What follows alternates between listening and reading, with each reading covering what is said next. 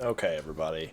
Appreciate everybody watching and tuning in and checking this out. So I am actually going to be playing League of Legends here in a few minutes, but I did want to go ahead here and pull up this account here real quick to play, or not really play, but to show you guys some stuff on Star Trek Fleet Command. I'm going to be going over some bullet points here, some topics, just real quick, kind of going through a couple different things. This is the BlueStacks version of the game, so this is allowing me to actually have it on my PC here.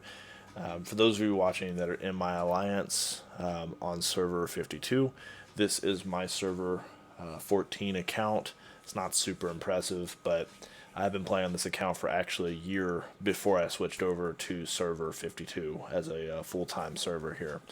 So I've got a little bit more of a build on this one here, although not a whole lot. You can see I'm level 32 on this account versus my level 28 on my other account. My strongest chip on this account is 954,000, which is really not that great for a level 32. Versus my strongest ship on my level 52 account, which is my Bortos, at level 28, which is 654,000 out of the station. This is 954,000 in the station. So we're going to be going a little bit over here, some of the topics and stuff like that with the ships, some information here. Just kind of an overview here, starting from when I started this game in October of 2019, playing it on this server up to October 2020, and then switching over to server 52. I made a lot of mistakes on this account. This account is a weak level 32. So just like every other player that starts on their first account, there's different things you can do to be more successful, and there's things you can do to be not so successful. This account is not so successful in comparison to, my level 28 account, which I deem as actually being more successful. I'm further along on that account than I was on this account at the same amount of time. So I've had the other account less time, and I'm further along with it than I'm more developed than I was on this account.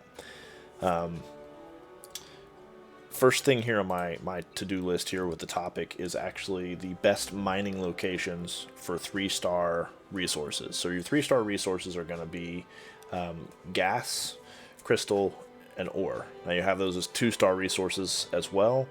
And once you get up to, I believe, level 39, if I'm not mistaken, you actually have access to G4 resources as well. Same thing, gas, ore, and crystal. So you have access to all of that. Here's actually a good friend of mine here. Right here, you can see that he's mining, and I believe this is the G4. Yeah, so this is 4-star raw crystal. It looks exactly the same. You can see that the resource gathering is much higher here. You can see that that's a higher amount. Very, very large amount. This is actually in territory space. So for those of you that are asking, why territories are important, why that's valuable, I mean, my alliance on server 52 is about to cap, hopefully here soon, the territory next to us, which is a 3-star territory, which will actually give us access to G4 and G3 crystal.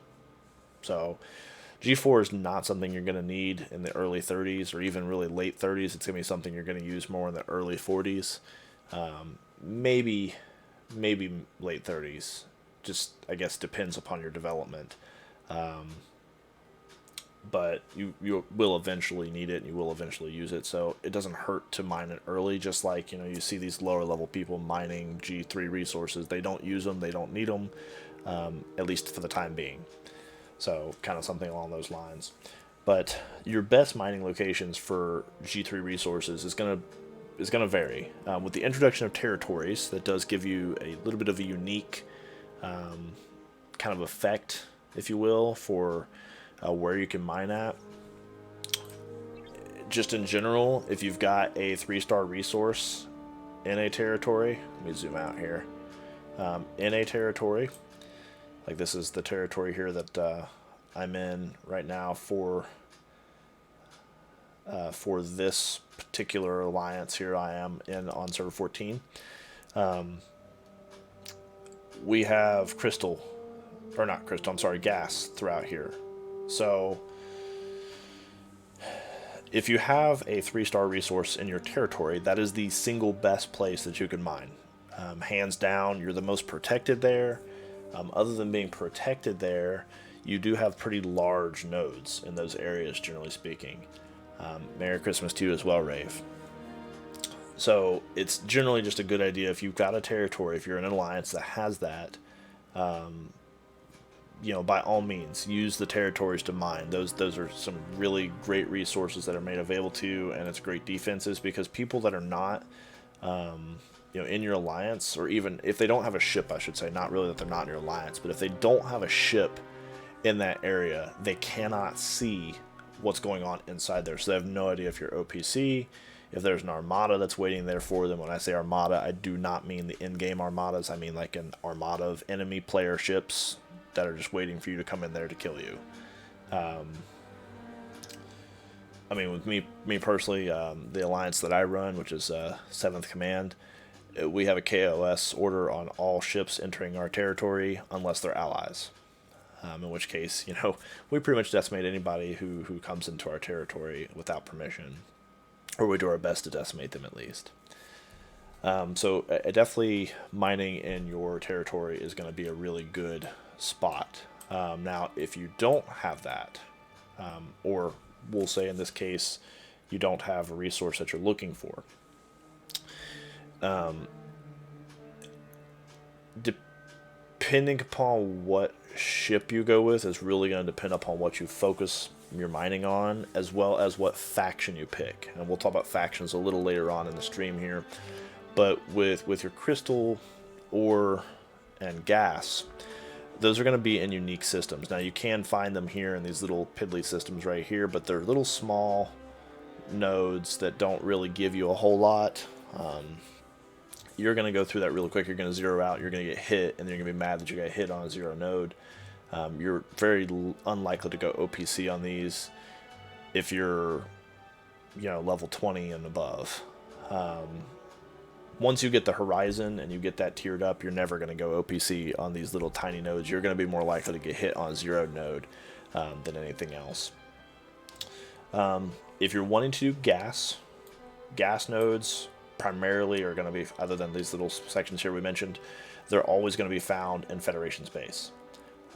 That's just the quirk of having gas, is going to be in Federation space, or is going to be in Romulan space, and crystal is going to be in Klingon space.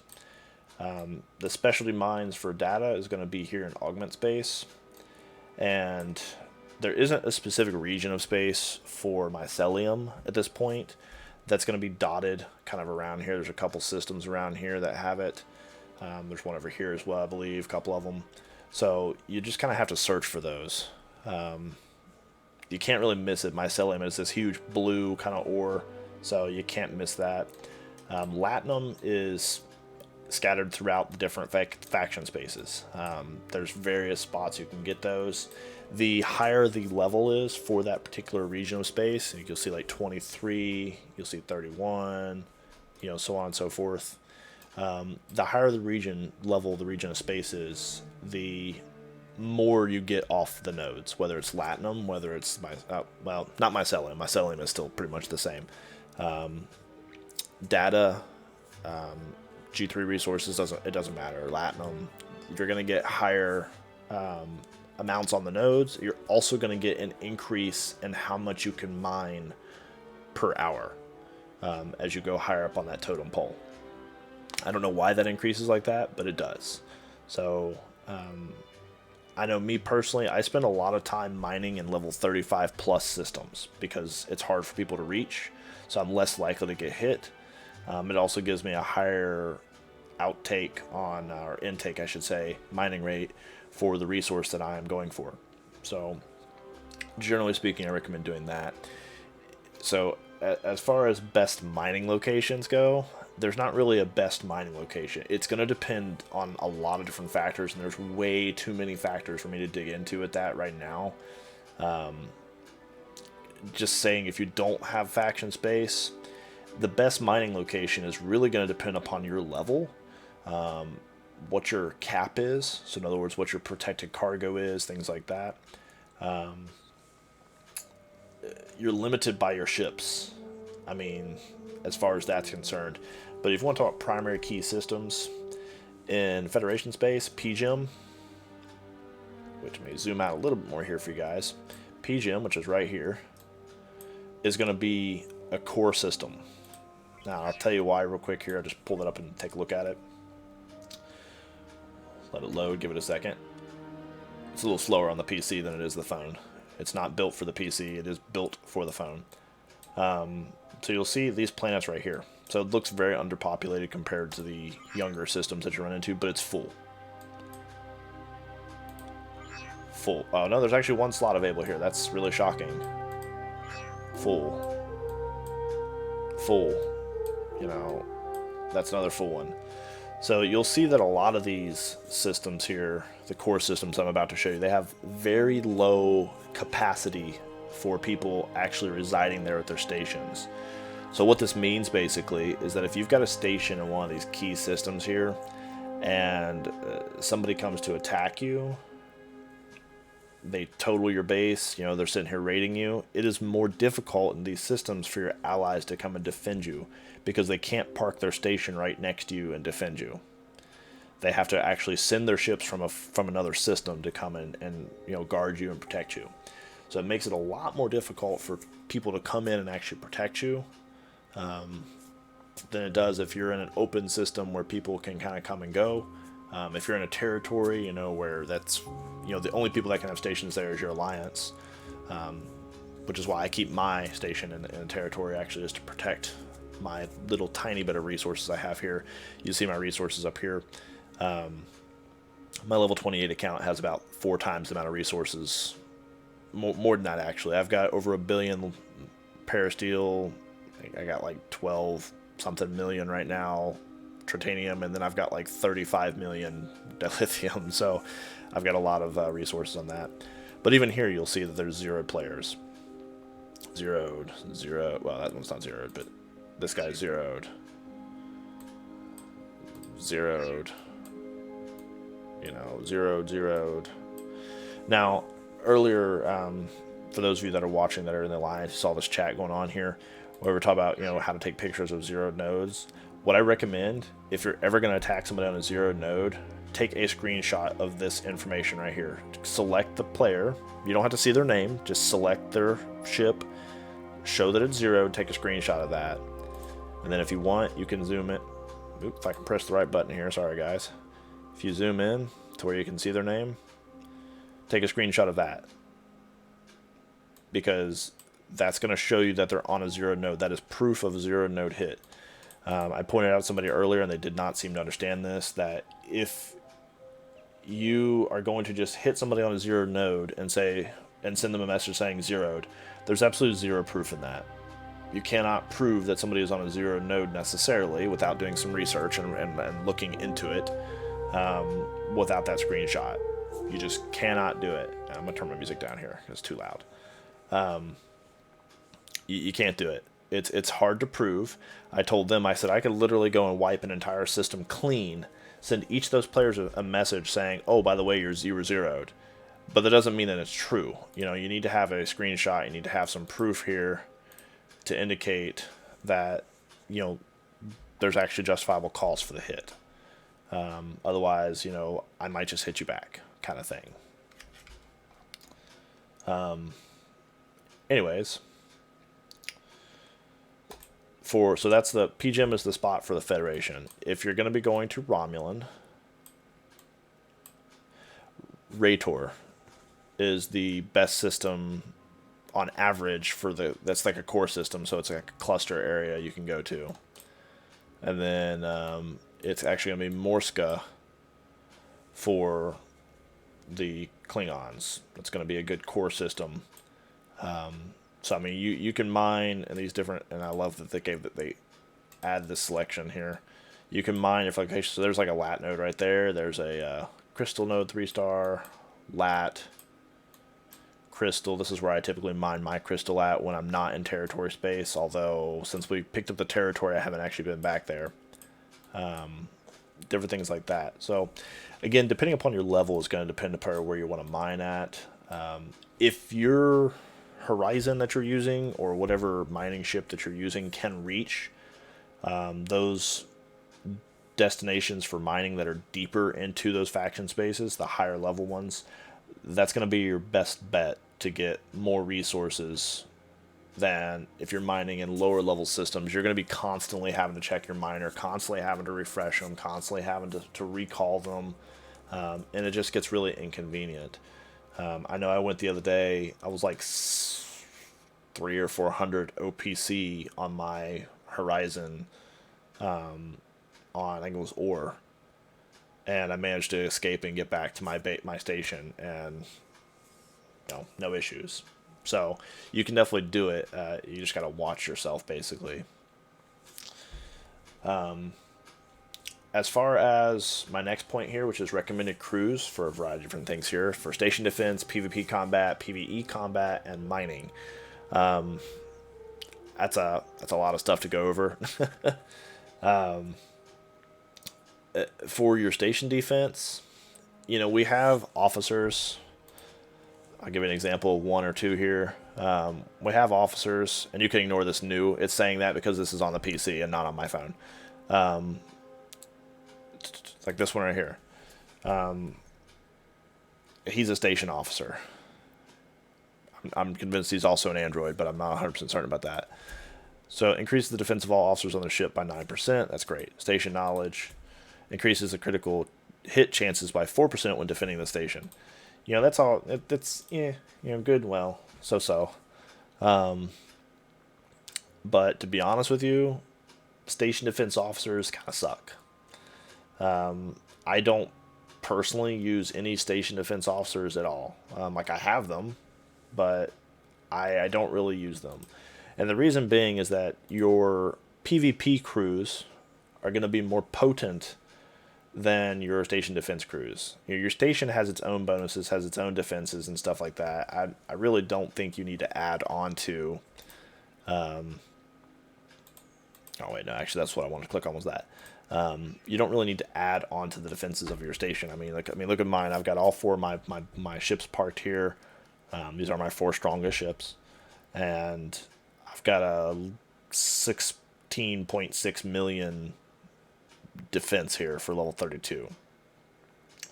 So when it comes to station defenses, as guarding your station, just a standard PvP crew for your ship will work just fine. As far as your officer complement goes, PvP officer complements are phenomenal to have if you have the officers for it. Not everybody has those officers, unfortunately. Like, for example, the Kirk officer I have here, which I'm trying to select. There we go. He's got really good morale boosting. Morale is a great PvP bonus to have. In fact, I think morale is actually better than any of the other boosters that I can think of off the top of my head. Morale is just going to be really good. Uhura is really good for PvP because of the accuracy increase. It increases accuracy by 60% for the level I have her at, which is... go ahead and pull her up here real quick. She's level 15 of 15, so she's not really that high, actually. She goes higher. I could go ahead and promote her, but I don't have the credits I need here. And for those of you that have asked, when you use the badges, this is a badge right here. Engineering badge. So this is where you'll use these to promote officers up at certain levels. They're not used at the lower levels. They're just for the higher level officers. But she's what, tier 3? Something like that. It doesn't really tell me exactly, but I think she's tier 3, about to be tier 4. So she's a really good one to have. Pike is another really good lower deck to have. He's got really good stats right here. He, whenever you're trying to increase the level of a ship, he's good for experience. He's good for that as well to a point. I don't know that I would use him on a main deck. The Khan's crew has excellent attack.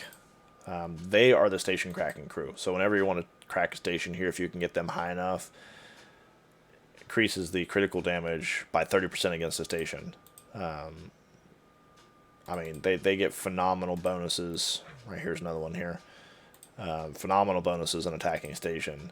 Attacking a station decreases the weapon damage of all opponent ships, so all docked ships and opponent and platforms by 15%. That's phenomenal. I mean, 15% doesn't sound like a big number, but let me explain something to you here. The attack on my ship here, right here, is 2,921.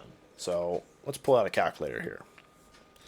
We'll say 2921 times point. Oops, that's not what I want to do. Let's delete that. Point. 15 is going to be 1.5. So that's 438.14 or 1.5 damage that it's mitigating. I mean, that's one ship. So it's 15% of the total of the attack of the station and all the ships docked. So that's a pretty significant plop with those numbers. Here's another one. Auto increases the attack of each officer on the bridge of the ship by 50%. I mean, that's a big number. 50%. So half of 2,921, if he was an upper deck officer, half of that would be applied back into attack. So this would literally almost double. I mean, that's a pretty big number. I mean, just saying. So I definitely, that's a good recommended crew is PvP crew. The burning crew is good to a point, but you got to be careful with that because burning is less likely to activate the morale a lot of the times unless you've got like Giorgio or something to that effect. But that's also going to depend upon the ship you have too. You want to also look at the firing rate of a ship, not just what feature you have on it, because some features just really don't do well with other ships. Burning, you're going to see primarily is going to be used on ships that are like the Klingon ships, for example. I see a lot of people that use burning on those. Morale is typically on Federation ships. Just depends really on what you're wanting to do, I guess. It's hard to go over all the officers. There's just so many different officers, and they're adding new officers. It's really hard to be specific. Miners, however, I can be a little bit more specific on. So with mining, I'm just going to go ahead and pull up one of my mining ships here. We'll just pull up the Horizon. So with your mining ships, and we will actually talk about the North Star here in just a minute, because the North Star is another big ship that you guys have asked me about, so I'm going to go ahead and give you some information on that as well. But with the Horizon, which is going to be your big mining ship that you're going to utilize, it looks exactly like the North Star, except it's upside down. North Star, these two are down here, and this one is up here, versus the Horizon, which those two are on top. So that's how you actually tell the difference between the two ships. Not to mention the attack and stuff like that is completely lopsided. But with the Horizon is the dilithium mining ship, which I think they just did that because dilithium is really hard to mine. And you don't really need a titanium or a parasteel mining ship because those are easy to mine. But depending on what you're mining, you've got, let me switch these around here so you guys can actually see these a little better. So you've got T'Pring. T'Pring is specifically used for gas mining. She's going to give you a big boost in your cargo protection, and gas mining is going to be increased by 40% once you get her built up a little bit. Barrett is going to be for crystal mining, 40% again. Deceptive Weakness is a really nice ability to have because it decreases the opponent's hull by 15% whenever you're attacked while mining. So that's really good for the North Star especially, as the North Star has a high attack already. And then you got Ston, who increases the cargo size of the ship, which is really good for station rating. We'll talk about that here. Actually, the next subject is what we'll talk about with that. And then, of course, ore mining, 40% as well when you get him up in the tiers a little bit. So depending upon what you're mining, obviously you're gonna swap these guys out. But if you do keep them on the upper decks here, you notice you get a 30% bonus. That actually increases the amount of, or your speed in which you mine resources. So if you've got a good synergy with officers here, that means you're going to do better for whatever that ship's specialty is. So in this case, it's a mining ship, or survey ship, so you're going to increase the amount that you're mining, as well as your bonuses here. So depending on what you're mining, data is going to be Joaquin here. Data mining, which again, I've got him built up pretty good. He's going to increase by 100% for data mining, and then his protected cargo is 50% increase. So if you're mining data, using the Botany Bay, of course, which I'll switch to here in a second. The Botany Bay, you're gonna want to have Joaquin as the captain. You're gonna want to have T'Pring for her increase on the protection limit, and you want to have what's it, 1 of 10. 1 of 10 increases the cargo as well. So 35%. Oops, I'm gonna click on this. So 185%. And then another 50% on top of that. He's got this right here is your best crew for protection limit, unless you have the Borg Tribble, in which case you want to have the Borg Tribble instead of 1 of 10. Just depends. But this is a good crew for mining Latinum as well, if you don't have that Borg Tribble, because this gives you a really good protection limit, and the Devorer's protection limit is kind of low for a mining ship, so you'll want to use that. Generally, what I recommend for mining Latinum is just park your station in the system that has access to Latinum, either right next to it or in that same system. That way you don't have to worry about adding Cadet Scotty for warp and taking up a valuable officer space, which could be used to go towards your protection limit for your ship. For those of you watching that don't know where that protection limit is, or don't know the difference between what UPC and OPC is, UPC is under protected capacity, OPC is over protected capacity. You can find that information right here. So your protected cargo is how much you can hold in your cargo before you're taken out and you start losing resources. If you go OPC, you are valid to hit within ROE. Overall cargo capacity is how much your ship can actually hold in total. So you can see there's a big difference between these two numbers. Make of it what you will. North Star. Actually, before I touch on the North Star, I just really want to quick here mention the Antares. The Antares, Cavort, and whatever the Klingon ship is of that, or not the Klingon ship, the Romulan ship of that, I don't really know. There's nothing really special about these ships. They look exactly like the Horizon, a little different. The main difference is they specialize. So like this one specializes in mining gas, the Cavort specializes in crystal, and whatever the Romulan is specializes in ore. That's why your Horizon does not specialize in a G3 resource. I will say that while these do have the bonuses, they are an absolute monstrosity to upgrade. They're going to use a lot of your, and this is a tier 2 ship, by the way. They're going to use a lot of your resources for G3, and then when it gets up past tier 2, I believe, gets up to tier 3, it's going to start using rare resources.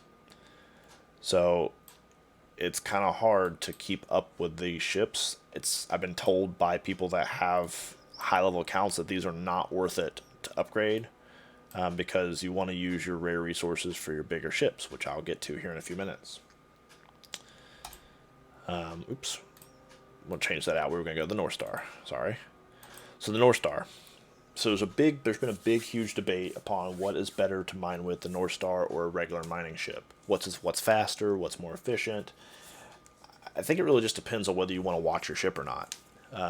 With the Horizon, you have and other mining ships, you have the bonus of having a huge-ish, if you will, cargo space. The North Star, as we all know, has a horrible cargo space because it is not really a cargo ship. It is a battleship disguised as a mining ship. So just to give you guys an idea here, I told you that the North Star has a higher attack.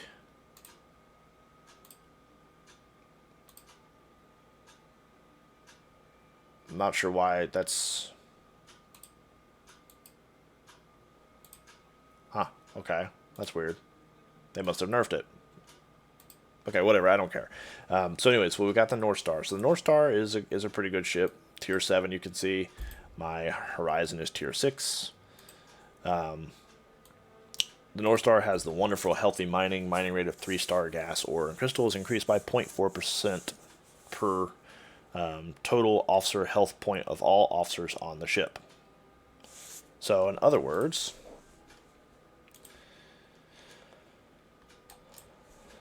go ahead here, and I don't have this mining spot filled, but if you put this crew on here, we'll say, just gotta find here, what is his health? Yeah, okay, we'll put him up here, sure. Okay, so the health of all my officers.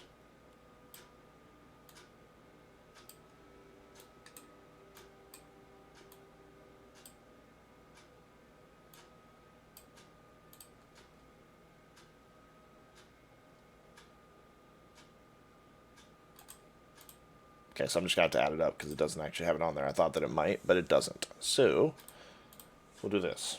Okay. So 326 plus 348. I put the plus on the calculator twice. Gotta delete that. Plus, wow, he's really low. I haven't actually built him up too terribly much, but we'll just, for giggles here, 49.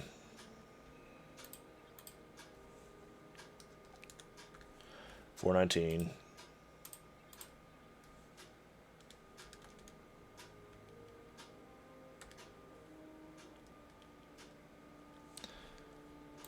And then the last one here, Curla, which was 448. All right, so that equals 1838. So 1,838. So if you take that times 0.04,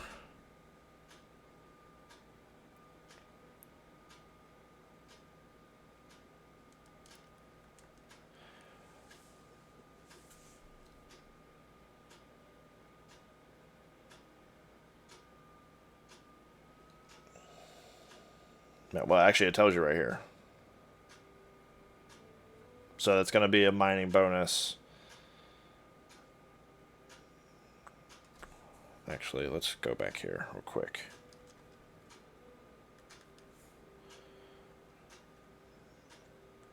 Times 0.4. I forgot my calculator actually does percentages.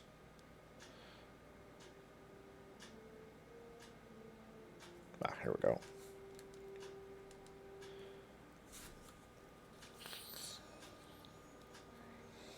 Okay. Alright, well, I'm not doing something right here. Some of my calculations not adding up. But anyways, the North Star, just to summarize here, sorry about my math here. It's, 3 o'clock in the morning, something like that. The North Star is going to give you all your officer health bonus. And it's going to add to your percentage here for how fast you're mining. So it adds into this. Now this right here, this number, this figure, does not include that ship bonus. So you're actually adding to this figure, plus your synergy. So all in all, the North Star actually mines faster than my Horizon does. I'm really in desperate need of resources on this account because I never play it anymore, hardly. So, for those of you asking which is a better ship to have, really it's just going to depend. The North Star has a really low cargo hold, so you're going to be constantly having to watch it and flip-flop it back and forth off the node. If you don't want to have to do that, then the Horizon is going to be your best bet to go with. Another thing here I will mention with the Antares and all them tying back into that, you don't really want, that is really creepy. It's like Michael Myers right there. You don't really want to use your Federation credits to have to pay for this, because these can get kind of expensive. I mean, it's 150 per You know, you want to save up and get like stuff like the Enterprise. You know, that's a good ship to get. But we'll tie it back into that here in a second. To bring me to my next point here for station cracking. There are ways to be more effective with hitting stations. I have seen people throw their most powerful, biggest ship at a station to do the first hit. That's dumb. Don't do that. Never do that. You should not see a station, say, oh, I can take that station out, and then send your biggest ship to do it. Send your smallest ship to do it. What I mean by that is take like this ship, for example, tier 1. Or actually, you can really... The Turos is actually a better ship to do this with. If you take a Turos and ram it into somebody's station, it's going to blow your Turos up. Your Turos is going to do absolutely nothing to that station, although I'm surprised it's got a lot of health on it for a tier 1 ship. But use your Turos to hit that station. And the reason why is that the Turos has at max build, it has like a 2-minute repair time. So it's an instant repair, so you can immediately do it. It doesn't cost you hardly anything at all to do it. Like 1,000 titanium to repair it. So you do that, you don't have to worry about a big ship repair. And not only that, but anytime you hit somebody's station for the first time within a 30-minute period, it's going to pop a 10-minute shield. Every single time. So if you're wanting to knock and see if somebody's home, it's better to knock using like a Turos, which you can instantly repair and not have to worry about, versus hitting their station and knocking with a Saladin, which is an 8-hour repair time, some odd, or 5 hours, whatever it is, and a lot more expensive to repair at that. You do it that way, and then then they're actually home and they shield up, and now you've had to pay extra money to repair a ship that you shouldn't necessarily have needed to repair in the first place because that person is not home. So you just wasted your time and your resources repairing that ship. What you want to do is you want to hit that station, and then with your Turos or some other weak tier 1 ship that you can repair instantly and not spend a lot on, you want to hit that station, let their 10-minute shield go up,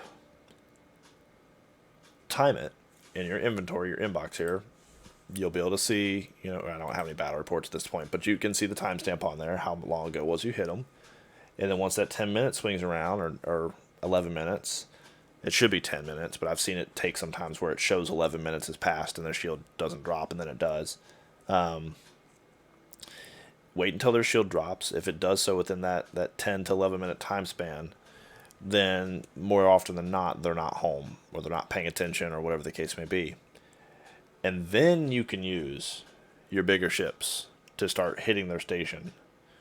Now, depending upon different factors, you may have to hit them multiple times. What I generally recommend doing is go ahead and hit them and hit them and hit them until your warship actually parks and you show resources. And then hit them one more time with that warship. And the reason I say that is because sometimes their turrets aren't completely 100% damaged. You basically just kind of bypass them. I've actually done that before, and my Horizon somehow got destroyed. But then the person wasn't there. I still ended up raiding their base and getting a ton of resources. So just to be careful and kind of cover your butt, I definitely recommend hitting it more than a couple times with your warship just to make sure everything is good to go, and then go ahead and start decking it with your Horizon. Make sure when you are doing station raiding that you're also using Ston on your crew, because he does increase that cargo. So it allows you to actually have more of a cargo space, and then you can actually hold more to get back to your system. You don't really need to worry about protection limits with raiding a station. You just, unless another alliance or individual interferes with your raiding, it's not really going to benefit you to have a high protection limit on on resources. It's just not worth your time.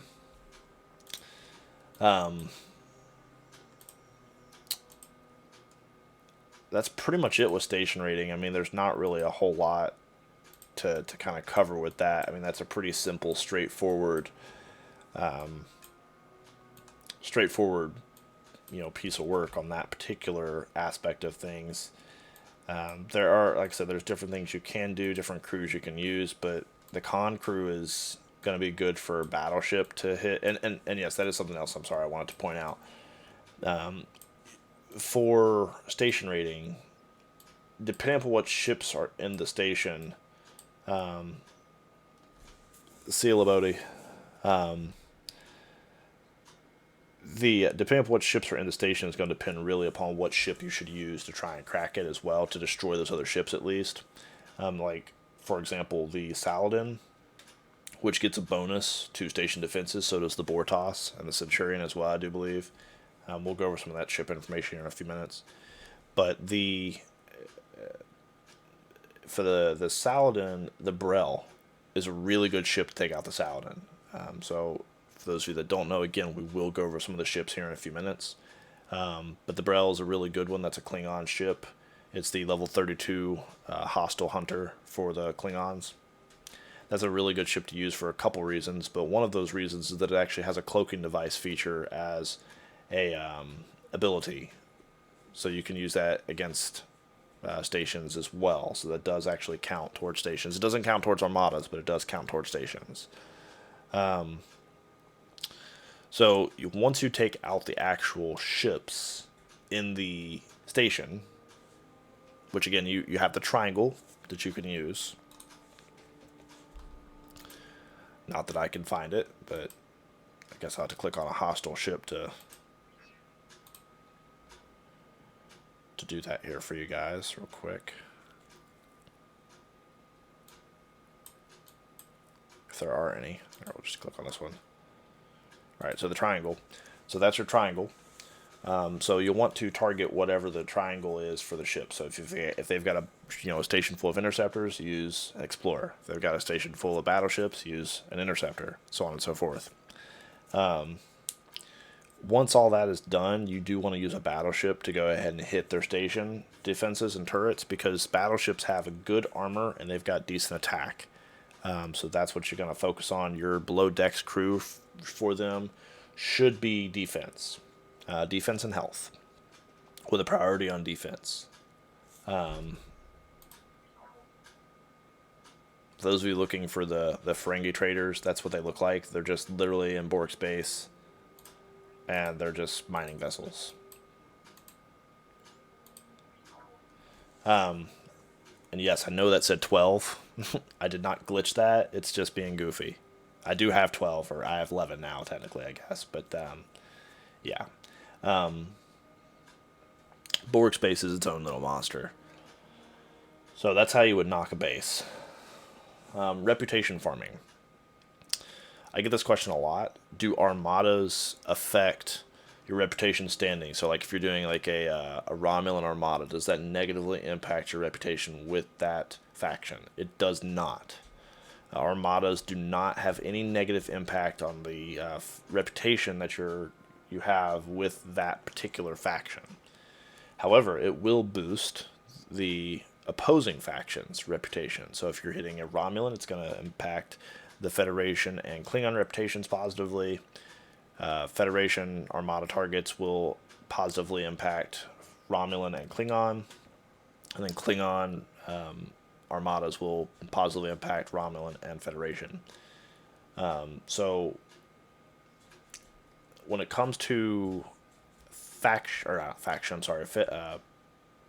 reputation, kind of farming that,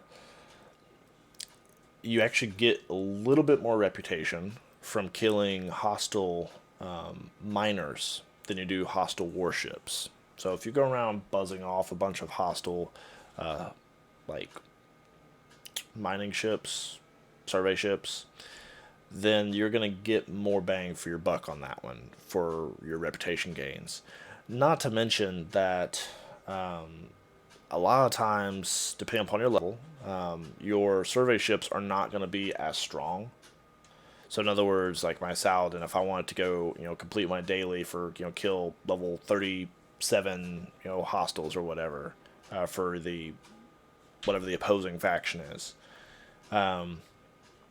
Killing the miners more often than not, will actually allow your ship to stay around longer because the miners are going to have less attack, therefore they're going to be doing less damage to your ship. Now, some of them do have a higher armor or health, but more often than not, you're going to take less damage from a hostile mining ship than you would from a hostile warship of some sort. And of course, you don't want to take on the coalition warships because those are just a pain in the hind end. So if you're reputation farming, that's what I would do, is take out hostile miners, not hostile warships. Something else here with that as well is your dailies massively contribute to your reputation. The fastest way to max your reputation out, or not max it, but lock it, is to get to 10 million. 10 million, it does lock it. It cannot go any lower than that. So you'll want to, to do that as quickly as possible. But bear in mind that also completing your dailies does negatively impact the other two opposing factions pretty drastically as well. So you'll want to kind of bear that in mind as you're going forward and doing that. If you're wanting to dual faction, doing dailies, and I say dailies, like your daily mining, your daily, hostile targeting, might not be the best idea. Depends on what you're wanting to do. Depends on how you balance things out. If you are going to try and dual faction, I recommend against ever hitting any ships of that opposing faction that is your secondary faction. So, for example, right now on my 52 account, I am dual factioning Federation or Klingon and Federation in that order. So Klingon is my primary, Federation is my secondary. My Federation reputation is not as low as my Romulan reputation. It's in the negative still, and it is definitely hostile. But it's not as low because I don't ever attack Federation ships, period. Unless I just really, really have to.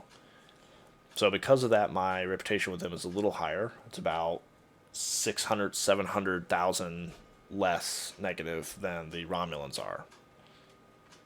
So definitely you gotta kind of be careful of that. I will say that the Federation is the easiest faction to get to 10 million.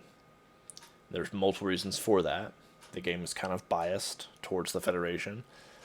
You get a lot more Federation missions that give you boosts in reputation, as well as your credits than the rest of the factions. They have more missions to date that I know of than other factions do. So what I recommend is focusing on either Romulan or Klingon first, and then doing Federation second. Now, Federation does have better ships. The Saladin is a fantastic ship. It's phenomenal. One thing I will say, and the ships is actually next here, the Intrepid is garbage. But we'll come to that here in just a minute. So when it comes to reputation farming again, you're going to want to take out mining ships of the opposing faction that you hate. So if you're doing Klingons, you want to hit Romulans. If you're doing Federation, you want to hit Klingons. If you're doing Romulans, you want to do Federation ships. That's a mouthful. So just kind of remember that. And then of course missions, the missions will help you definitely with getting credits, more so credits than reputation. But yeah, your reputation will definitely increase dramatically with missions as you complete more and more and more of those in higher and deeper spaces. Bear in mind that with some faction missions, you do have to complete other mission chains before you can actually unlock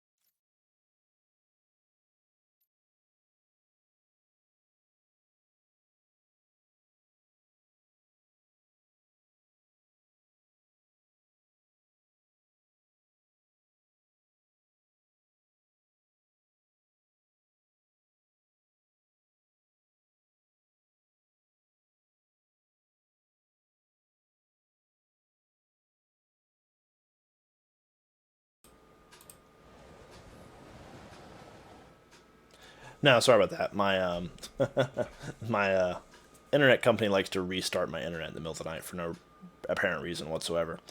So, anyways, while the game is loading back up here, what I was saying here is actually I completely forgot something about unlocking something. See, this is why I don't like internet providers that restart internet stuff. Um, anyways, with your reputation, so you can actually unlock more reputation and things of that nature with your reputation gains by completing missions, things like that. Oh, unlocking mission chains. That's what I was saying. So you have to complete some mission chains in order to unlock other mission chains. So definitely you want to complete as many of the mission chains as possible before you can actually take on other missions. So just kind of bear that in mind when you're going through completing faction missions. But that is definitely a good way to actually increase your faction reputation. I am almost maxed out with Klingon reputation on server 52. On server 14, I am maxed with, or not maxed, but locked with the Federation. So I am at 10 million with the Federation. Actually, I think I'm a little bit above that now. And then, of course, with the Klingons there on server 52, I am working on that. Once you do get a faction locked, you can hit their ships as much as you like. So at that point, you can actually go ahead and start smacking your own ships to try and increase, not your own ships, but your regular faction there. You can start doing missions that would, like, for example, do a mission that, like, says that it takes away experience or reputation from that faction that's locked. You're not going to lose any reputation from that faction at all. It'll stay at 10 million. So that's really, really useful for dual factioning. Now, I will say it is really hard to work a reputation back up from negative 2 million. Federation is definitely going to be the easiest to do that with. So you'll want to do that with the Federation as the secondary there.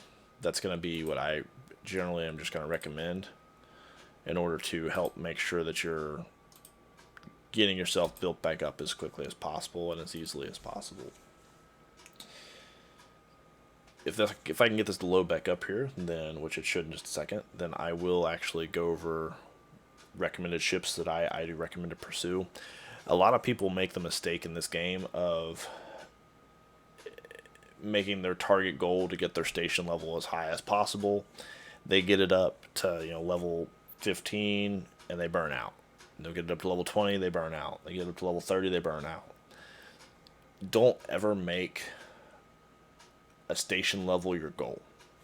Like, you shouldn't come into the game saying, well, my station level, my goal is to get my station level 50. That's an admirable goal, but it's not realistic if you expect to stay interested in the game and expect to stay where you're in a position where you want to play the game. I will say this for Star Trek Fleet Command, it is one of the most toxic games you can ever play. It's horrible. You're dealing with people all the time, so it's not even a war game. People say, well, it's a war game, it's PvP.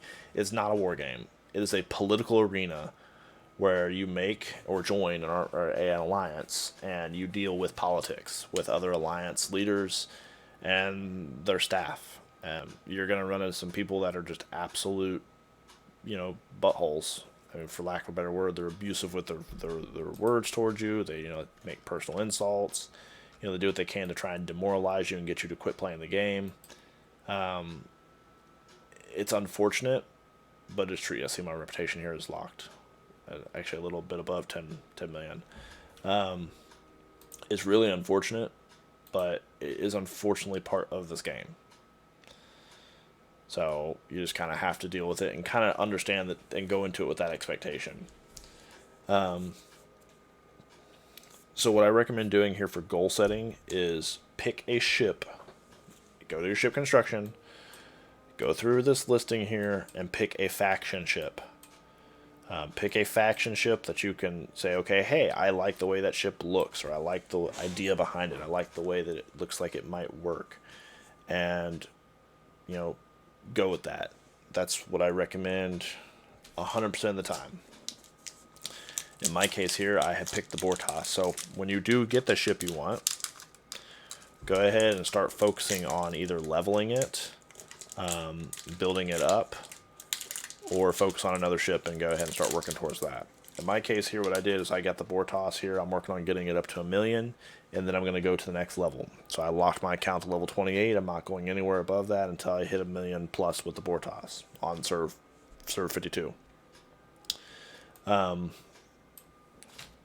this particular case, we'll use the Enterprise here as an example. Enterprise right now is the best PvP ship that I'm aware of because of its energy phase weapons that it uses and its firing rate as well. Also, not to mention it's 5% restored to shield health while having morale. That's really useful for PvP combat. So, the Enterprise is an Explorer, which is really weird because I don't feel like it should be an Explorer. The earlier class editions of the Enterprise were not Explorers, so that really makes no sense to have the Enterprise original as an Explorer. It was not an Explorer class vessel, it was a war vessel. It was a battleship, if anybody actually watches the original series. Or even the Kelvin universe, it's a battleship, it's not an Explorer. But in this game, it is an Explorer. It was a phenomenal ship, and not to mention beautiful. Still the flagship. So I definitely recommend that as a ship that you get. If you're wanting to, well, actually we'll do shipyard level here. These are all ships you're going to get up to the Envoy, not including the Jellyfish. We'll go over that here. That's actually going to be my next point here is what ships to buy. But all these common ships here, you're going to get every single one of these in the game for free. You don't spend any money to get them. The Franklin, we'll actually go back here. The Jellyfish is a paid ship. You can do missions to get it, but I don't know if it gives you all the BPs for it or not unless they've changed that. Franklin you had to buy. Botany Bay you had to buy. Actually, that's not accurate. Botany Bay you can unlock for free, but it takes a while. North Star you have to buy. Discovery you have to buy. Devore you have to buy. Again, not entirely accurate, but it'll take you years to get the Devore if you don't buy it. The Vidar you also have to buy either through events or real money. And then the Horizon stuff, all those common ships you get by unlocking in the research center. But I don't recommend focusing on any of those. I recommend on focusing on a faction class ship. So for level 28, or no, I'm sorry, not level 28, 24 or 26. It's 26. It's 26. Whatever the level is, you're going to want to focus on the D3, Mayflower, or Legionary. That's going to be Klingon, Federation, Romulan. Those are going to be your first faction ships. The Separatist D3, I'm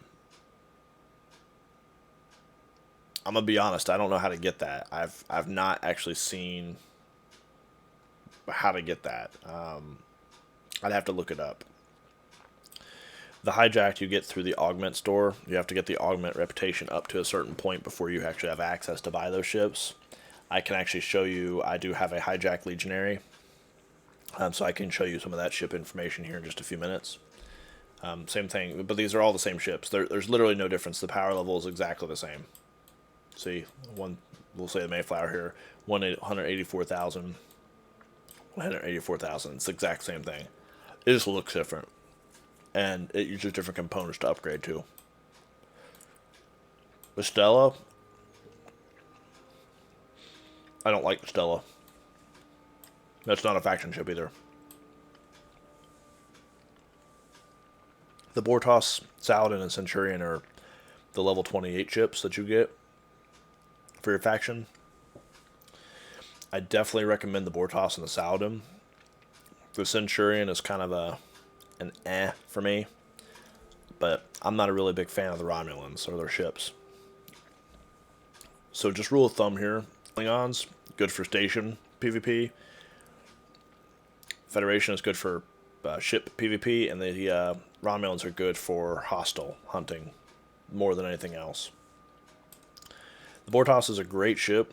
Gets good bonuses here to 10% to damage on all other ships and defense platforms. That's really phenomenal. Saladin is 50% of all shield health to all ships on the station. This actually also applies to turrets. It doesn't say that, but it does apply to turrets as well. The Centurion is just 20% to all defenses, all ships when to all ships defenses when defending. It's just kind of mediocre. Good for defense, that's about it. Here's your miners here, the Cavort, Antares, and Valkus. That was the one I couldn't think of, was the Valkus. These are going to be the exact same thing as the Horizon. The only difference is they're going to be focused on specific resources. And again, they cost an arm and a leg to upgrade. Now, here's where it gets interesting. You got your level 32 ships.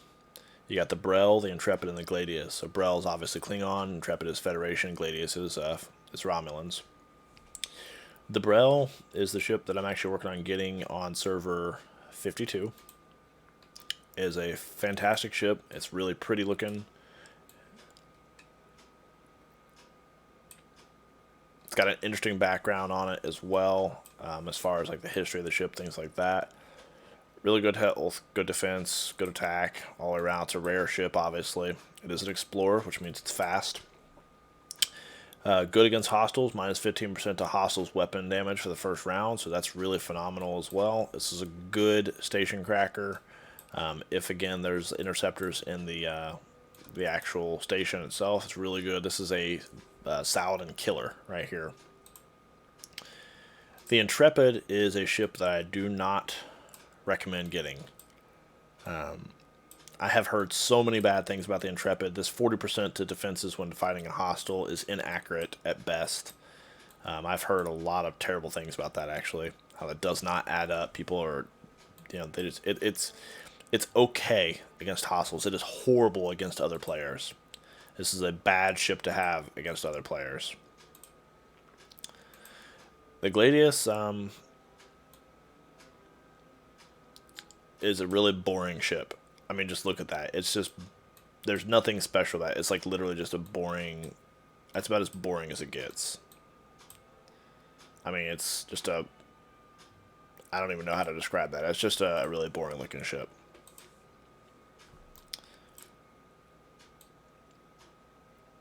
And then you get the D4, the Enterprise, and the Augur. It's obviously level 34 ships.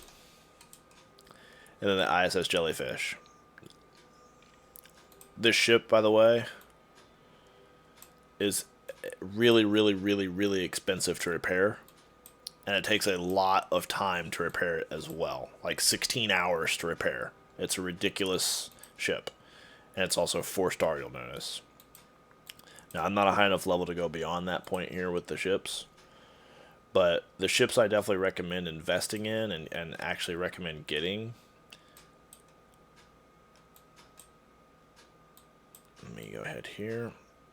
Is going to be your faction ships. I mean, I really don't, it doesn't really matter what faction ship. I mean, I don't need to show you a picture of it. I just went through all of them.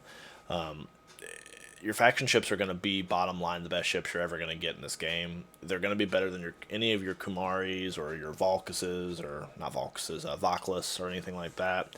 That's just what you want to go for, is those ships. I would skip the Intrepid. That's my personal recommendation. Unless you just want to fly around hunting hostiles and never do PvP combat. I would not waste your Federation credits on it. I would just go ahead and start putting them towards the Enterprise. The Enterprise cost 186,000 Federation credits to buy. 186,000, you heard me correctly. You can find a calculator for that. That's something that actually you can find online. Through Karnak's guide. Karnak has created a calculator that allows you to see and kind of put together, and else tells you an estimate of how long it's going to take you to get enough for that, whatever ship it is you're saving up for. So that's a really cool feature, a really cool tool. Just look up, if you're going to it, go to Google and look up Karnac's Guide. That's a C, not a K. So it's Carnac, STFC calculator. It'll pop up on there somewhere for you. If you don't have that, you can go to my Discord, send me a message, and I will get that for you. For those of you that are in 7th Command already, we do have that in our links section, so you can find it there.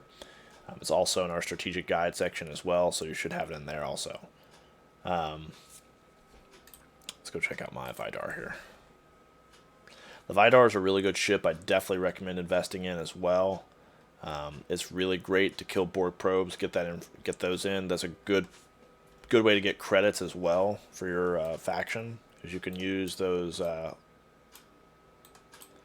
points to actually purchase stuff in the actual store here. I'm guessing that Borg mining ship got away.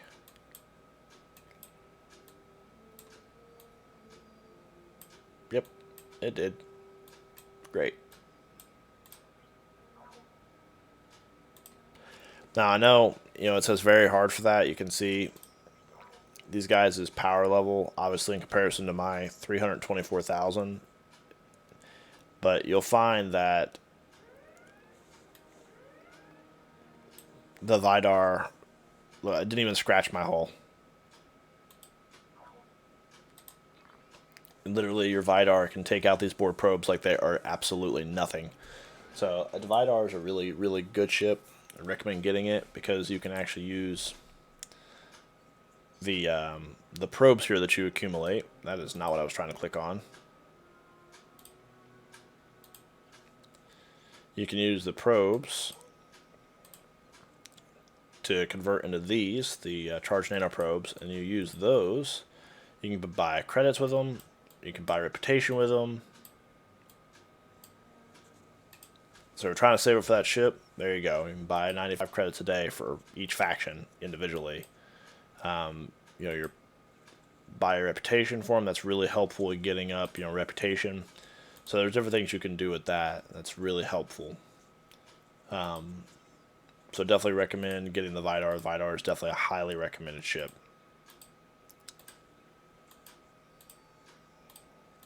And notice I'm doing all one chest with these.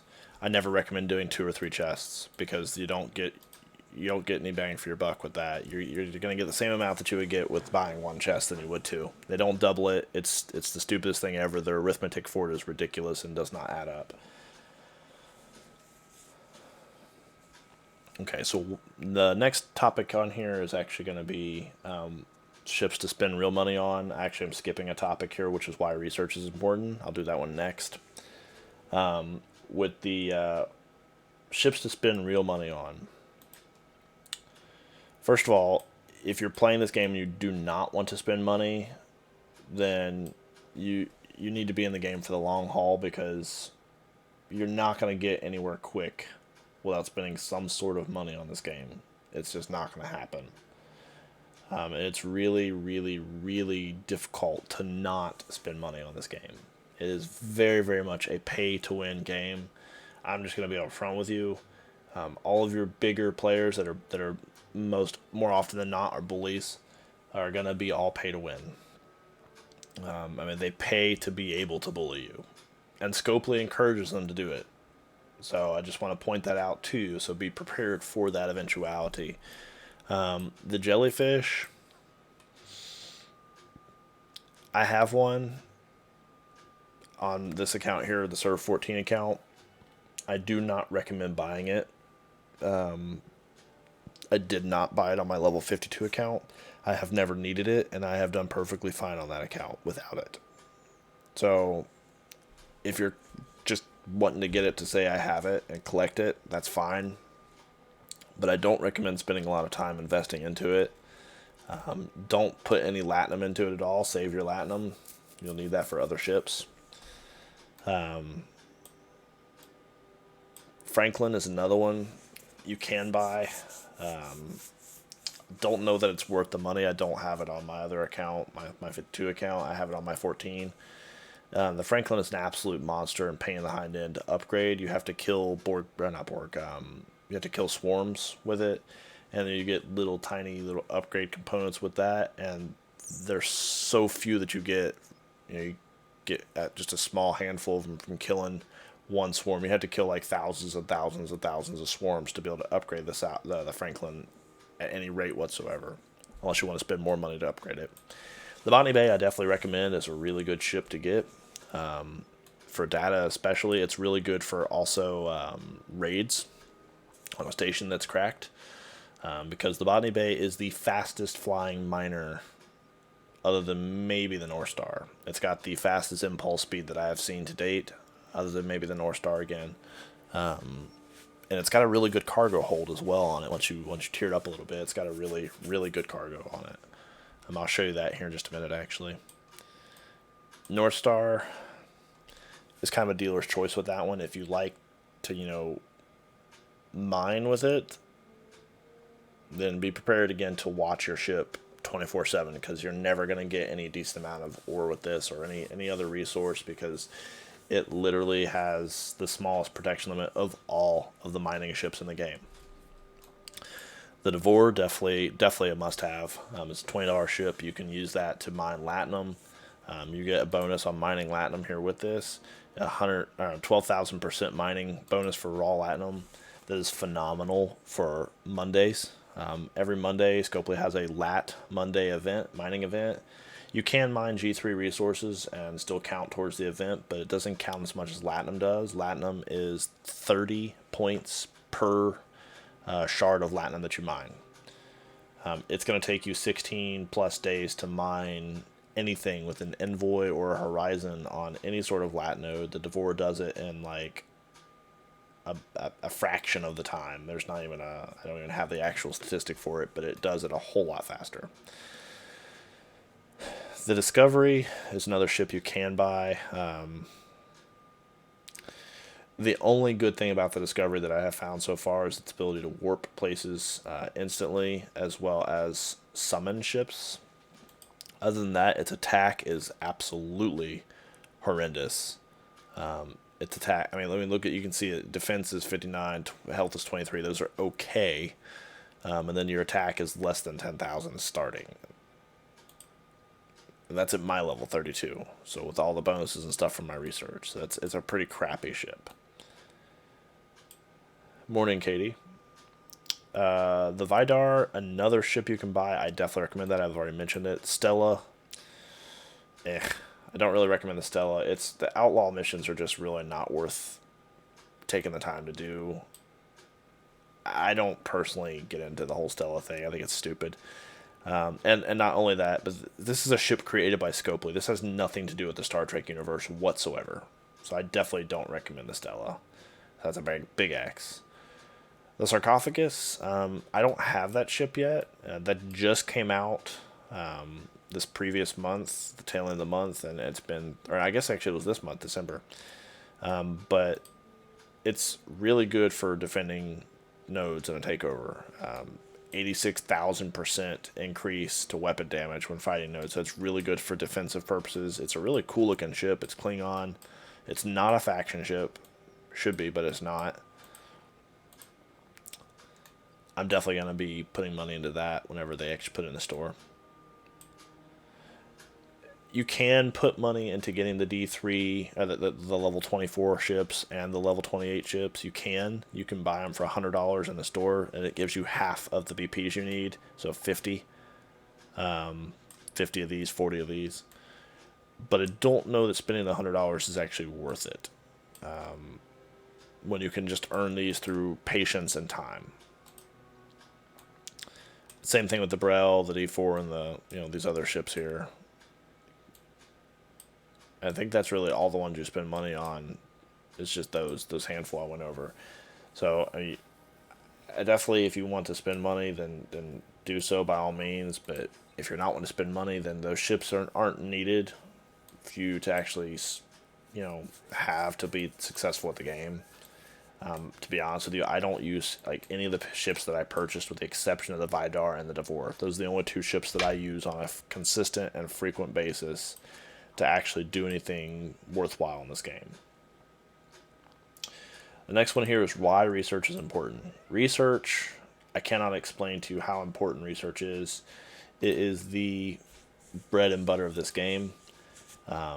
It's the difference between living and dying, basically, again, in PvP combat here. You see all this is maxed out. I mean, almost all these are maxed out. Every single one of them. Except for when I get up here to the prime, those are not, and then these are not. Because I don't, obviously, you see level 32. I'm not level 32. Well, I am level 32. I just don't have that building at level 32. Sorry. Let's see. Just keep on going. I don't have the latinum to do that. You saw how much, by the way, how much that cost for Peristeel, right? 26.5 million for one building. That's probably going to be like 200 or 300 million Peristeel to upgrade that, by the way. Another 11 million.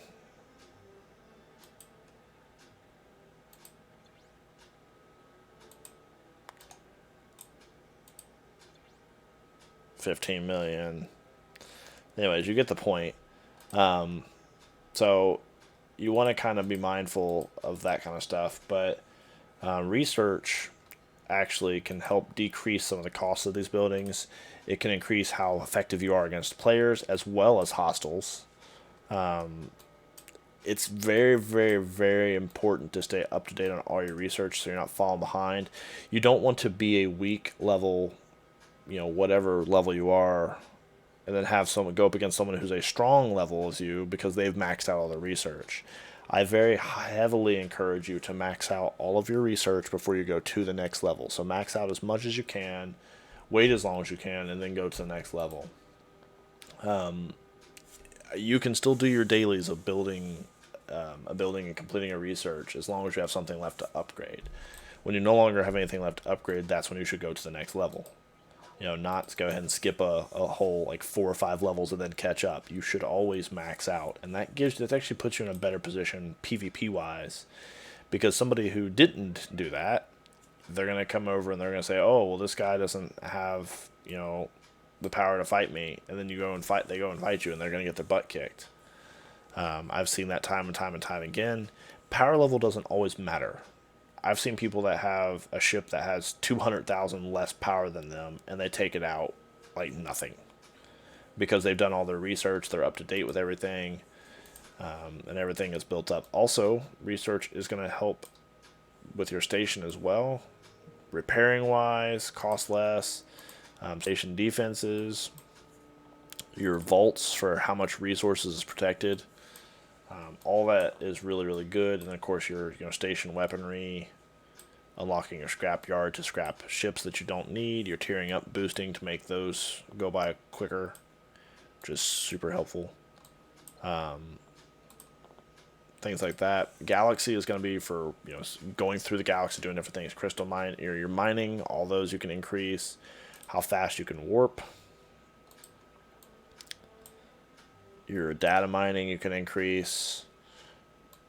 Defenses again, swarm damage, discovery research. I mean, there's tons of different stuff here. Now, this account here, my research is not all up to date. It is not fully maxed out on a lot of stuff here, except maybe in combat. So, like I said, I'm behind on this account. I don't really play it much anymore. I'm really focused on my 52 account. But you can see here that you get a lot of different bonuses and stuff from this here, and that's going to help you with killing hostiles. It's going to help you with hunting or doing PvP. It's going to help you in a lot of aspects with your gameplay and make you more of an unstoppable force than you would have been before then. So I highly recommend doing those. The last thing here is, I've kind of already touched base on it, is the advantages and disadvantages of each faction. As I mentioned, the Federation is better for ship versus ship PvP for the most part, just on average. Federation weaponry is better, it's going to be a little more efficient with its firing rate. The Klingons, the Bortos specifically, is going to focus more on station rating. The Brel is good for killing, the Saladin and countering that in the station. And then of course the Romulans are going to be more PvE related. They're not really focused on PvP or ship or station cracking. They're more going to be hostile hunting, things of that nature. You can use them to take on players. Don't I'm not. It's not saying that you can't, but more often than not for PvP, I am seeing people doing Federation, and then for station cracking, I am seeing more on average people doing the Klingons. Depending upon what faction you want to do. I mean, all of your ships are going to use crystal. At some point, they're going to use ore. They're going to use gas. Battleships are going to use more ore. They use ore and crystal specifically. Explorers are going to use crystal and gas, and then your interceptors are going to use crystal and ore usually, depending upon the interceptor. So, I mean, really, it just depends on what ships you have, for what you mine, things like that. So you just kind of bear all that in mind. There's a lot of statistics, a lot of factors that play into that. The benefit of doing the other two factions other than the Federation, so doing Klingon and Romulan, is that again you can always build your Federation reputation up a lot quicker than the other two factions. So if you lock one of the two factions and then go ahead and do your Federation, that's going to put you in a better position long term than if you do the Federation first, take the easy way first, and then try and pull another reputation up from -2 million. Because by the time you get to 10 million, you're going to be at -2 million. It's going to happen. And it's a pain to try and pull that back up. You can look at my account here for my factions.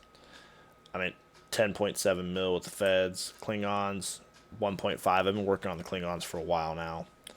And Romulans are still at -2 million. That's as low as you can go. So with the Klingons here, you can see I've got 32,000 of those. I mean, I could buy the Bortos flat out right now if I had it unlocked. This I have only, 56. So big difference in how many faction credits I have for this. But then again, I'm also 20 into the Enterprise. And the Enterprise, by the way, is 1,200 credits per BP. So you can see if I'm 20 in, I've already spent 24,000 credits trying to get the Enterprise. And of course I have 13,000 with the Romulans. I'm never going to use those. It's never going to happen.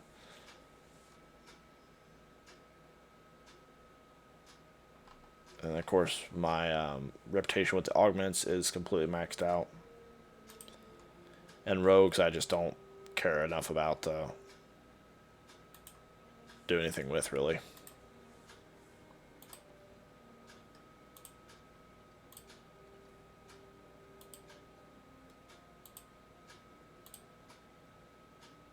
I thought that was moving for a second. I was like, wait, what? Happy holidays.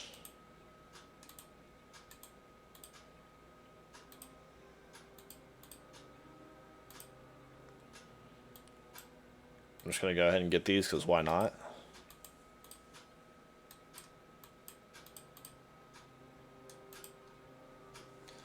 But anyways, so that's kind of the information here with this. Appreciate y'all guys, y'all tuning in here. I am going to actually get off here and go to bed. It is 3:30 in the morning, and it is Christmas morning. So Merry Christmas to everybody here that was watching this. Do appreciate you tuning in. I do usually stream a game. I was actually going to stream League of Legends tonight. You can see this in the title, and it did not happen. I just didn't. I wanted to be able to go over this information with you guys, and wasn't going to be able to do that very easily with League of Legends rotating around in the background. So appreciate everybody kind of bearing with me here while I was doing that. But I do usually stream League of Legends. I also play World of Warcraft, Call of Duty Cold War, Call of Duty Modern Warfare, There's a ton of games that I play. Doom Eternals is doing another series on as well. So if you guys like the content, whether it's for Star Trek Fleet Command or any other game, make sure you click that follow button. If you're already following and you would like to do more supporting, I do take donations through PayPal. That is linked to my account. If you scroll down, you should see that. There's a link to it underneath my stream here. And also, you can subscribe. I'm affiliated with Twitch, so subscriptions are always appreciated. That money goes into a pool, and then once I get to a certain dollar figure with that pool, I actually am able to cash that out, and I put that back into the stream more often than not. So any support to the stream is genuinely and sincerely appreciated. I'll put that back into the content here for whatever you guys would like, and we'll go ahead and make that happen for you guys. If you don't have the money to subscribe, or you don't want to donate, or you don't have the resources for that either, but you do have Amazon Prime, remember that you can link your Amazon Prime account with your Twitch account, and you can actually subscribe for free once a month to a streamer that is affiliated. So you can do that. Again, those funds go to me still. It's a little less than what a full subscriber gets, but or what a full subscriber pays. Amazon only pays half the price, so they do actually go ahead and pay me for you. And of course, being a subscriber unlocks several benefits. One, you can play games with me and be on the stream. And two, you actually don't get any ads on the stream whatsoever. Those are all taken care of for you, so you don't have to bear with any ads or anything like that while you're watching the stream. And you also, of course, get unique sets of emojis and different things like that, as well as a badge for being subscribed. So that badge displays whenever you're talking in the chat or using that at all. So, but anyways, I appreciate everybody tuning in. I hope you have a Merry Christmas and a wonderful rest of your day. And I hope to see you next time. And next time we will actually be playing a game, hopefully. So I'll see you all later.